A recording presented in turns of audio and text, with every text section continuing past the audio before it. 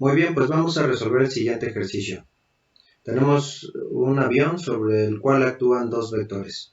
Uno pudiera ser la magnitud de la rapidez o de la velocidad con la que se dirige el avión, que pudiera estar representado por el vector entre café y marrón, y la otra podría ser la dirección del viento.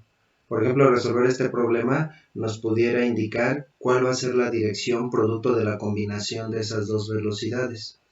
Bueno, el método es indistinto independientemente de la situación y aplica con cualquier unidades de magnitudes vectoriales. Así que bueno, en este caso tenemos dos vectores, uno de 410 metros sobre segundo y uno de 180 metros sobre segundo. Recordando, el primer paso del método es establecer una escala. Aquí también es variable la escala que ocupemos, podríamos utilizar 1 a 100, pero con esa escala los vectores quedarían muy cortos, 4.1 y 1.8 centímetros respectivamente. 1 a 10, por ejemplo, quedarían muy largos los vectores, o por lo menos uno de ellos, el vector A quedaría de 41 centímetros. Vamos a escoger una escala en la que un centímetro equivalga a 50 metros sobre segundo.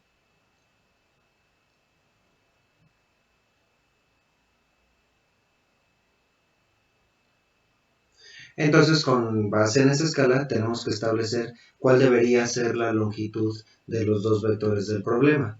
Entonces, aplicamos la regla de 3. Si un centímetro equivale a 50 metros sobre segundo, ¿a cuántos centímetros equivalen 410 metros sobre segundo?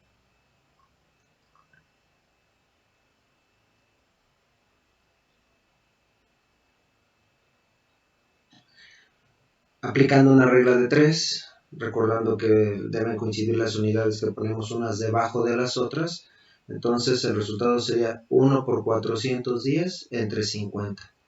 Si lo verificamos, el resultado de esa operación son 8.2 centímetros.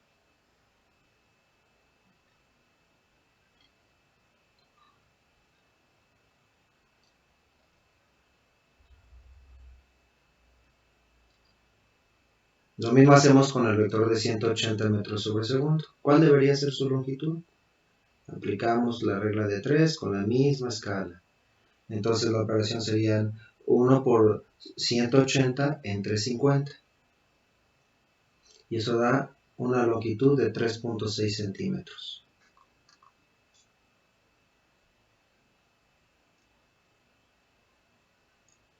Tal vez aún son muy cortos los vectores. Probablemente podríamos trabajar con una escala en la que un centímetro sea 25 metros sobre segundo y entonces la longitud de los vectores se duplicaría. El de 8.2 quedaría de 16.4 y el de 3.6 de 7.2 centímetros. Si tienes espacio en tu cuaderno para esa escala, es mejor. Eso va a repercutir en que el resultado sea más exacto. Muy bien, ya terminamos con el primer paso. Ya sabemos cuál debe ser la longitud de cada uno de los vectores. En el siguiente paso, el método establece que hay que trazar los dos vectores de tal manera que partan, bueno, con su magnitud y longitud correspondiente, de tal manera que partan de un mismo punto. Y para eso tenemos que dibujar primeramente una línea base, porque para medir la dirección, es decir, para medir el ángulo, necesitamos una línea como referencia.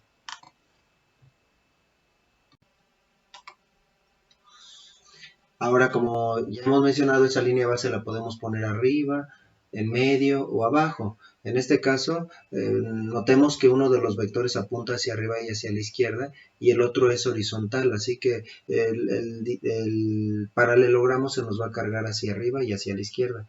Así que nos conviene dejar más espacio en la parte de arriba de la línea base. Y en esa misma línea base vamos a seleccionar un punto arbitrario, que también podemos ubicar en el centro, cargado a la derecha o a la izquierda. En este caso, como ya hemos explicado, los dos vectores van hacia la izquierda y nos conviene poner el punto base cargado del lado derecho. Muy bien, entonces ahora lo que seguiría serían, antes de medir las longitudes, medir las direcciones, es decir, medir el ángulo de los vectores. Entonces para el ángulo A para el vector A tenemos un ángulo de 23 grados. Ahora es importante cómo ubicamos nuestro transportador, lo podemos poner derecho o de cabeza ¿verdad? Y podemos medir la escala del lado izquierdo del lado derecho.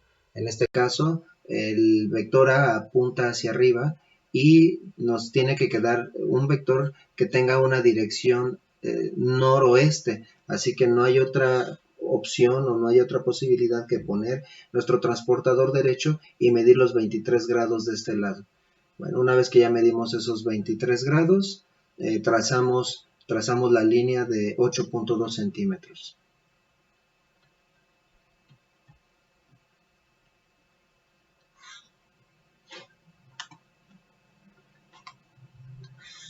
De tal manera que parta del punto base que hemos seleccionado.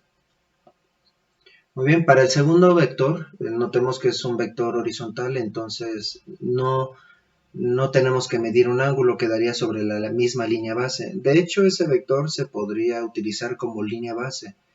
Sin embargo, bueno, estamos haciendo referencia a la línea base porque no siempre tenemos vectores horizontales y es probable que para todos los vectores tengamos que medir ángulos.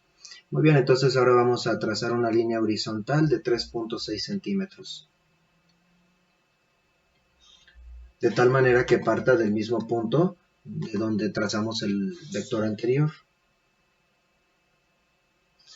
Bueno, vamos a poner las longitudes de las dos líneas que acabamos de trazar. La primera es de 8.2 centímetros. Y la segunda es de 3.6 centímetros. Con un ángulo, voy a poner aquí su valor, con un ángulo de 23 grados. Ya terminamos este paso. El siguiente paso, tal vez el paso por el que debe su nombre este método, es el de trazar las paralelas. En el extremo del vector de 8.2 centímetros vamos a trazar una línea paralela a la de 3.6 centímetros, es decir, de aquí vamos a trazar una línea horizontal. Y en el extremo del vector de 3.6 centímetros vamos a trazar una línea paralela a la de 8.2 centímetros.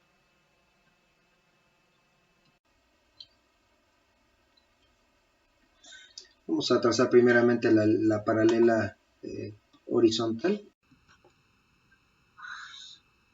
al final de la línea de 8.2 centímetros y la prolongamos.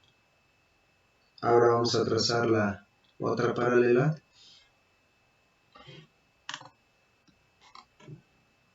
al final del vector de 3.6 centímetros. Eso nos va a formar un paralelogramo, ¿verdad? Y ambas paralelas se cortan en un punto.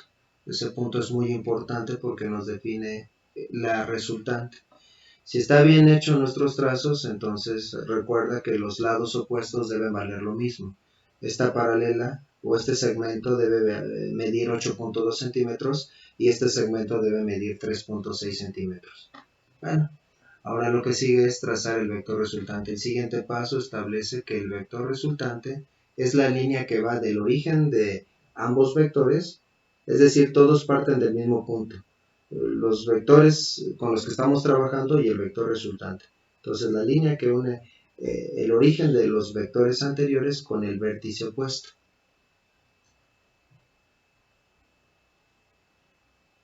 Y eso corresponde, esa línea corresponde al vector resultante. Esa línea tendría que ser, si hiciste muy bien tus trazos, tuvo que haber quedado de unos 11.6 centímetros.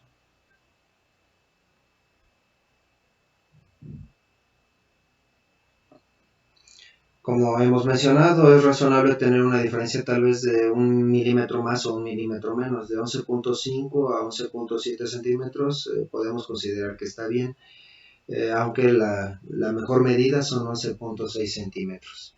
Y también vamos a medir el ángulo porque todo vector tiene magnitud y esa magnitud la vamos a sacar con esta longitud y tiene dirección y esa la vamos a sacar a partir de este ángulo. ¿Cómo se mide el ángulo? De la línea base, de la primera línea base que trazamos al vector resultante, ese ángulo que estoy indicando.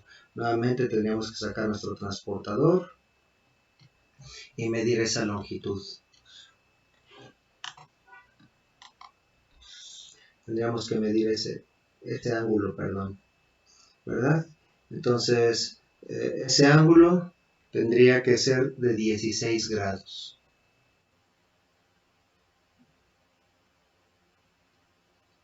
$15 o hasta 17 está razonablemente bien, pero menos de 15 o más de 17 grados conviene volver a hacer los trazos. Ese es el método del paralelogramo. Ya casi terminamos, pero recordemos que nuestros vectores no estaban en centímetros, estaban en metros sobre segundo.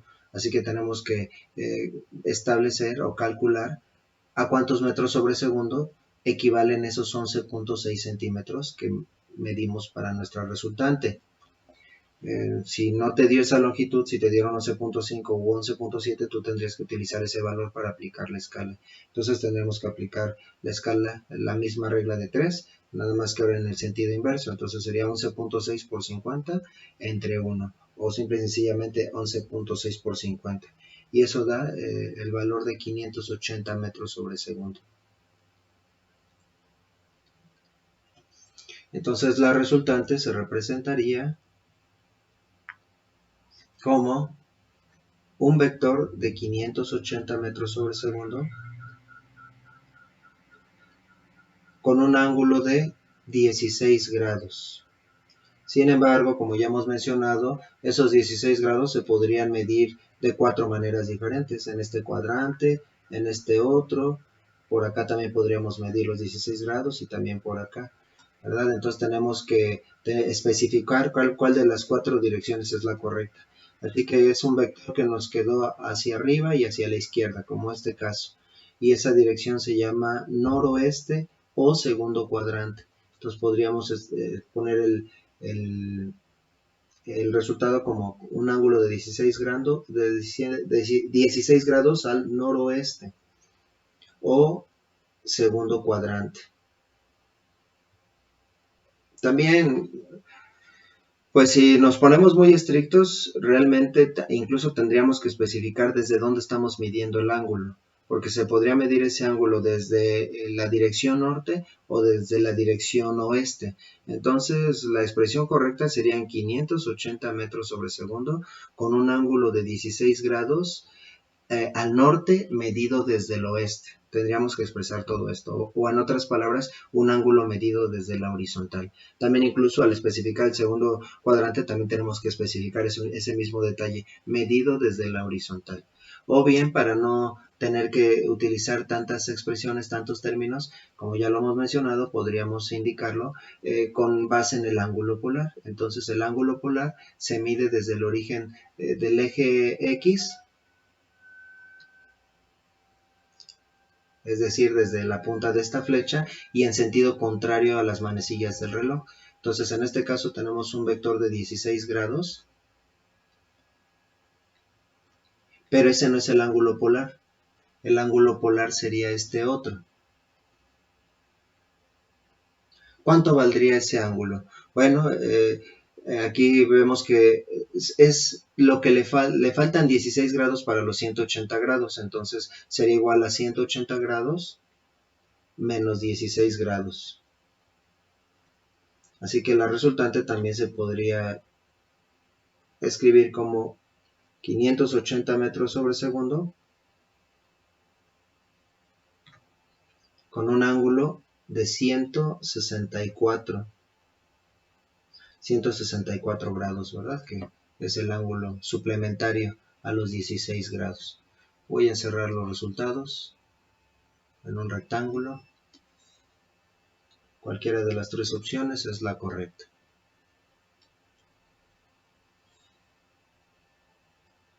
Hagamos ahora el siguiente ejercicio.